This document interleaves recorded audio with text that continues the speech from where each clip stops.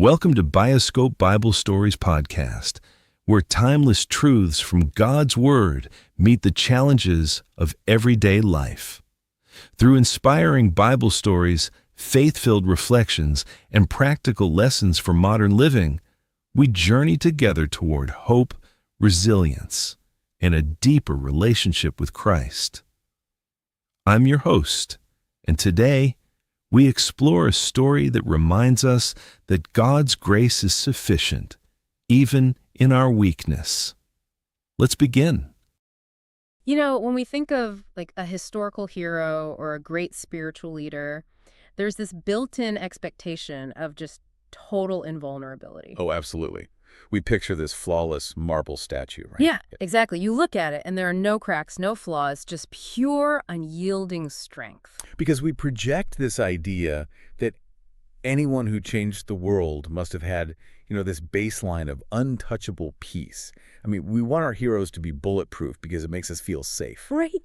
But then you look closely at one of the most influential figures in human history, the Apostle Paul, and you realize that marble statue is completely shattered. Yeah, it really is. It is held together by the very cracks we usually try to hide. I mean, we're talking about a man who essentially wrote half the New Testament, yet his life is just a masterclass in extreme, unresolvable vulnerability. Which completely flips the script on what it actually means to be strong. His writings, they don't read like a victory lap, they read like a survival diary. And that is exactly what we are unpacking in today's deep dive. So welcome.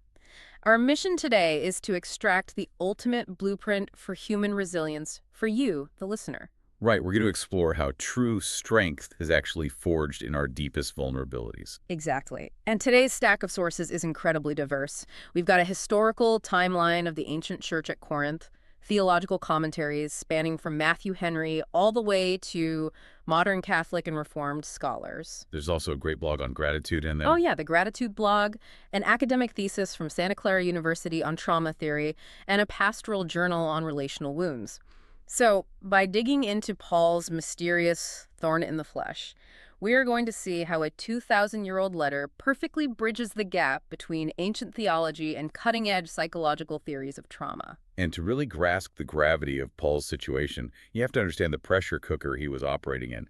Ancient Corinth was not just, another stop on a map. Not at all. Geographically, it sat right on an isthmus, which is a narrow land bridge connecting southern Greece with the mainland.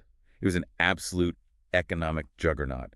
Merchants would literally drag their ships across that land bridge just to avoid the treacherous sea journey around the peninsula. So you have this massive influx of global trade, intense wealth, and this super transient population. Plus, it was hosting the annual Isthmian Games. Right, which were second only to the Olympics at the time. Yeah. So the historical record basically describes Corinth as the Las Vegas of the ancient world.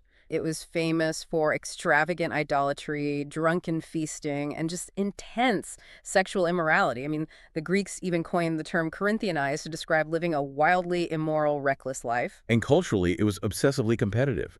The city was a magnet for people known as sophists. Sophists, right. Yeah, think of them as the ancient equivalent of highly paid, really eloquent influencers. They would roll into town, put on master classes in rhetoric and philosophy, and just build massive personal brands. Wow. The entire society was structured around status, eloquence, and outward displays of power.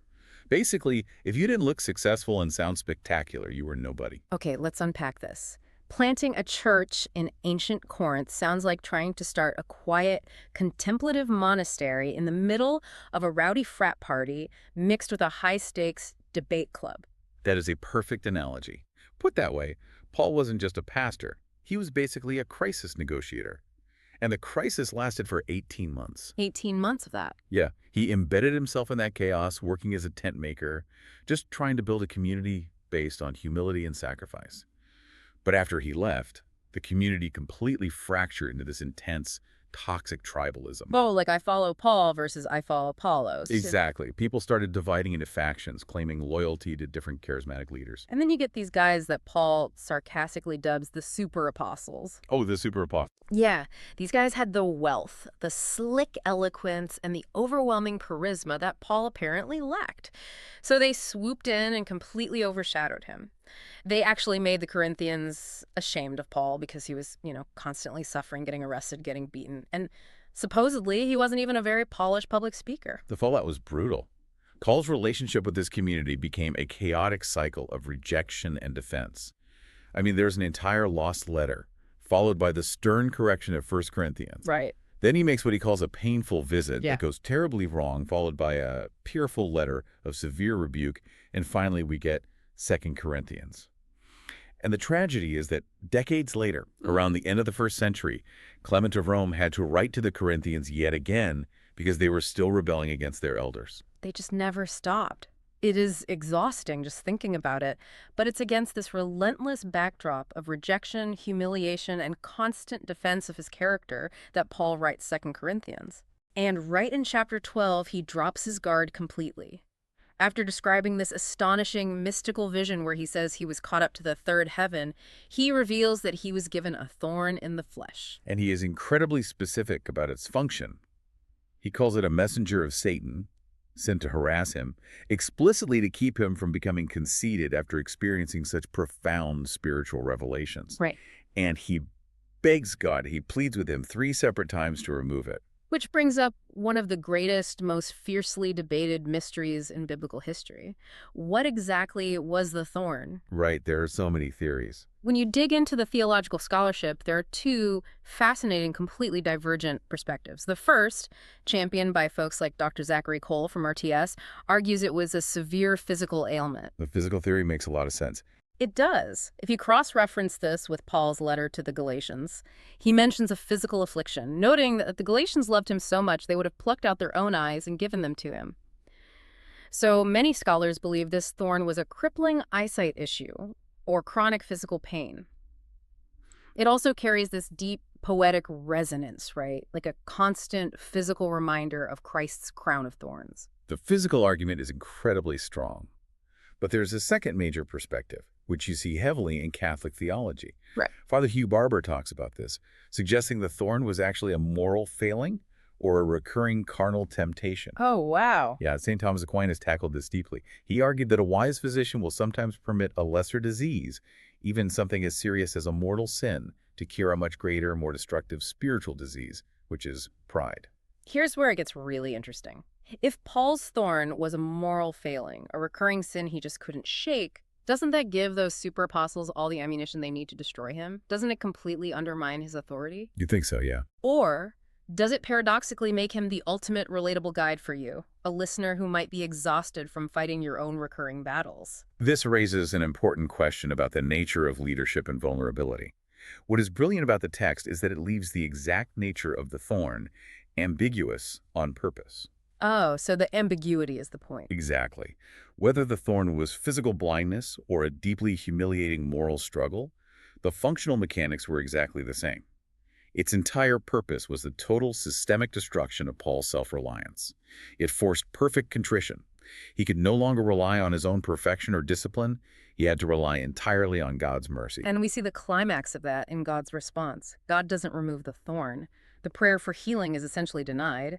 Instead, God says, "My grace is sufficient for you, for my power is made perfect in weakness." What's fascinating here is that single sentence is a theological earthquake. The commentator Matthew Henry called this the Christian paradox. We are only biologically and spiritually qualified to receive divine strength when we hit the absolute rock bottom of our own weakness. Yes, and the Greek words used here add so much dimension. The word for sufficient is archeo. It doesn't mean barely enough to help you scrape by. It translates to being possessed of unfailing strength. I love that. There's this quote by Alan Redpath comparing the fear of God's grace running out to a little fish swimming in the middle of the ocean, terrified that it might drink the ocean dry. It's an absurdity. It really is. And we have to look closely at the Greek word for perfected teletai. It means accomplished or brought to its intended finish line. It is the exact same root word Jesus used on the cross when he said, "It is finished." Oh, wow. I didn't realize that. Yeah. The profound insight here is that grace is about achieving a sovereign goal. It is not about erasing a human flaw.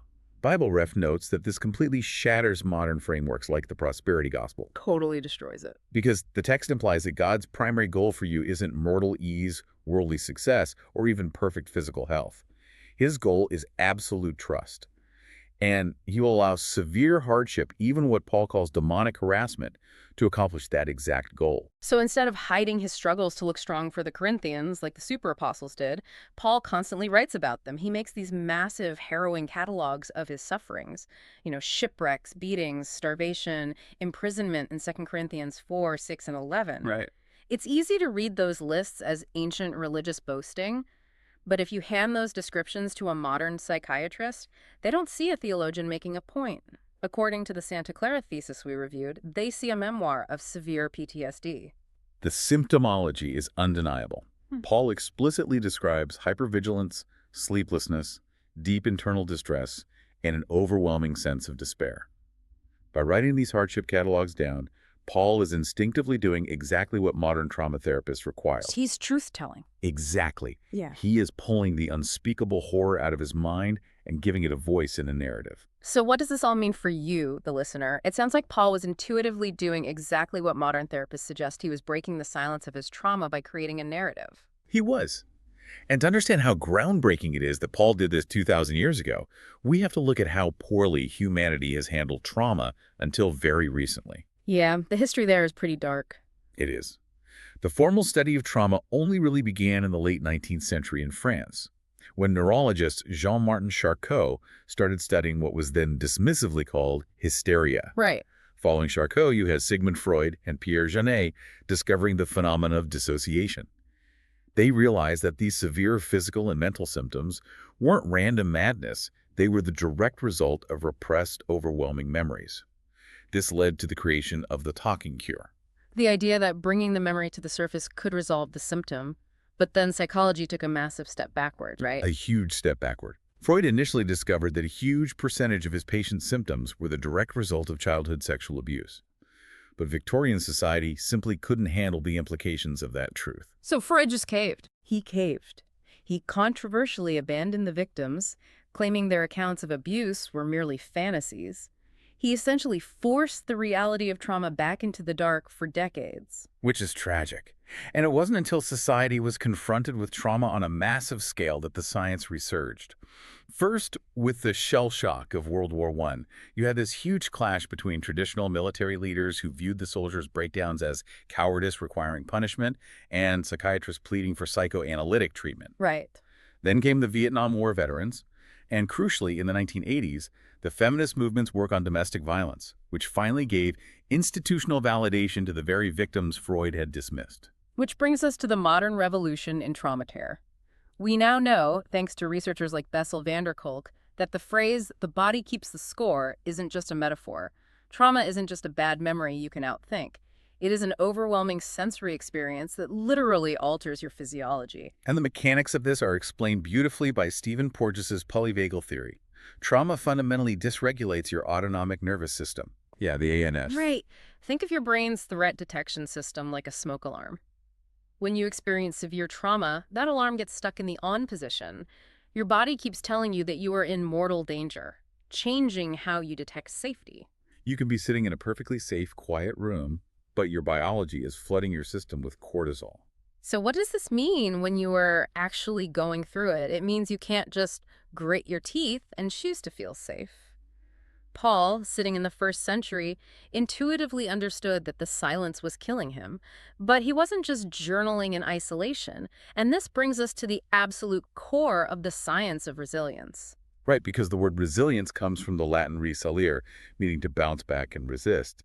And for generations, Western culture has defined resilience as solitary willpower, the lone wolf pulling themselves up by their bootstraps. But the science completely destroys the myth of the lone wolf. Look at Emmy Werner's landmark 1955 study of Hawaiian children. She tracked nearly 700 kids born into incredibly high-risk environments. And she found that resilience wasn't about solitary willpower. It was entirely about connection. Every single resilient child had formed emotionally secure attachments. This perfectly aligns with John Bowlby's attachment theory. Secure human relationships are the foundation for navigating adversity. Stephen Porges coined a term for this process, co-regulation. I love this concept. How does co-regulation actually work in the body? Well, when your traumatized, dysregulated nervous system connects with another human being whose nervous system is calm and regulated, your body subconsciously reads their physiological cues. You literally borrow their biological clock. If we connect this to the bigger picture of Paul in Corinth, his paradoxical resilience, or what the thesis calls Christic resilience, wasn't him acting like a detached Stoic sage. His internal and external resources were his relationship with Christ and his deep attachment to his coworkers. He survived the Las Vegas of the ancient world because he was co-regulating with his faith in his community. Which brings us to how we actually apply this today, specifically in pastoral care. When someone experiences a deep relational wound, how do you handle it? The IGI Journal outlines a trauma-informed perspective on this. And it challenges the reflexive forgive and forget mandate. Healing doesn't always mean full reconciliation. If you look at biblical models, there's a massive spectrum. Ruth and Naomi found full family restoration. Yeah. But Joseph and his brothers, Joseph forgave, but he acknowledged the wound and set boundaries. Right. Peter and Jesus had a restorative dialogue. But Jesus and Judas had no reconciliation at all. David and Jonathan just had a tragic end. So forcing a victim to reconcile with an unsafe person isn't holy, it's actually re-traumatizing. There's a fascinating framework from the Reformed Evangelical Church in Minahassa, or GNIM. They view these wounds through the theological lens of total depravity and God's providence. Total depravity sounds gloomy, but in a trauma context, it's liberating. It acknowledges human nature is broken. It removes the burden from the victim, recognizing the abuse was a product of the abuser's brokenness. Exactly. And they use this highly practical method called ABCA: achieve contact, boil down problems, cope actively, and accept reality. Achieve contact is that safe co-regulation. Boil down problems is identifying manageable impacts. Yeah. Cope actively is finding tools to regulate the nervous system. And accept reality is acknowledging the old version of the relationship might be gone forever. A crucial takeaway here is that forgiveness is a process, not an instant obligation. The church must be a safe space. Pastors really have to guard against empathy fatigue, because relational restoration prioritizes faithfulness to God that his happens, or steadfast love over forcing a superficial, unsafe peace. But I want to push back on the cultural cliche of forgive and forget. Okay. If God didn't erase Paul's thorn and Christ resurrected with his physical scars, does that mean true healing is actually about learning to coexist with the memory of the wound? That is exactly what it means. It completely redefines what healing looks like. So true healing isn't about amnesia. Right. We started today in the chaotic streets of ancient Corinth. We uncovered the mystery of Paul's unhealed thorn, exploring how the total destruction of his self-reliance was actually the key to his unfailing strength. We followed the thread all the way through Freud, attachment theory, and modern trauma-informed care. And we saw that the ultimate takeaway for you, the listener, is that true resilience is paradoxical. It is found in embracing weakness, leaning on grace, and co-regulating with a trusted community. It's all about the cracks. But I want to leave you with a final lingering question to ponder. If the cutting-edge science of trauma recovery and the ancient wisdom of the Apostle Paul both completely rely on secure human attachments and co-regulation to survive our thorns, what happens to our collective resilience in an increasingly isolated digital-first society where genuine face-to-face vulnerability is disappearing? Are we losing the very biological and spiritual tools we need to bounce back? Something to think about the next time you feel the prick of a thorn. Thank you for joining us on Bioscope Bible Stories Podcast. If today's episode encouraged you, please share it with a friend, subscribe to the podcast, and leave a review to help others discover these life-changing biblical truths. Remember, no matter what you are facing today, God is with you. His grace is sufficient, and His promises never fail. Until next time, keep your faith strong, your hope alive, and your eyes fixed on Christ. God bless you.